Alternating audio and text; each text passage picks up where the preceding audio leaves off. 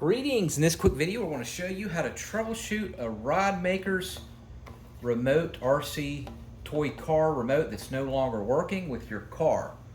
Alright, so this is, first thing what I want you to do is get your car that you're trying to work it with very close, like next, like a foot away from it. Alright, and then what I want you to do is turn it on. Now if you have it on, this Ridemakerz logo should turn red. Okay, if it's not turning red, then that's the issue. It's not getting power. So what I want you to do is take the cover off, and they use like a 9-volt battery. All right, like this. And you may need to replace the battery because it's probably your issue. All right, go ahead and if it does turn on, let's say that you do get that light, or if you don't get the light, go ahead and take the battery out, keep it out, and then on your car, underneath the chassis, you'll see the power button, the power switch for your vehicle, your car, your truck, whatever the Ridemakerz has. Go ahead and power it off on the car, and then I want you to let it sit for a good 15 minutes with the battery out, turned off, and then turn the car back on, and then put your battery back in and turn it on and see if that will fix the issue. You want to find a lot of times that will fix your issue.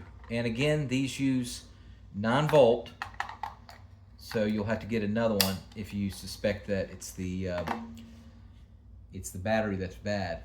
All right, now after you try that, definitely make sure that your antenna is extended. Make sure your car is close for now, because a lot of times there'll be interference and it's not getting a good connection because it's too far away. All right. Next thing I want you to do is power it back off, remove the battery, and I want you to check the terminals. Let's say you're not getting a light whatsoever. What you can do is you can use a little bit of rubbing alcohol, like this, 90% or 70%. And then what I want you to do is get like a little Q-tip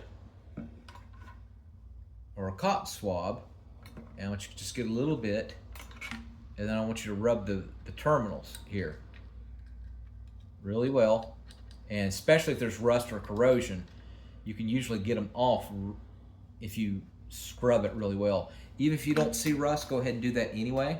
Let it dry for about 15 minutes.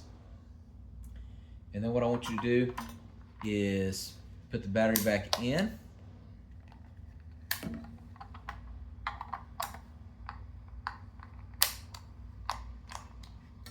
And then tell me if you're getting that power to turn on.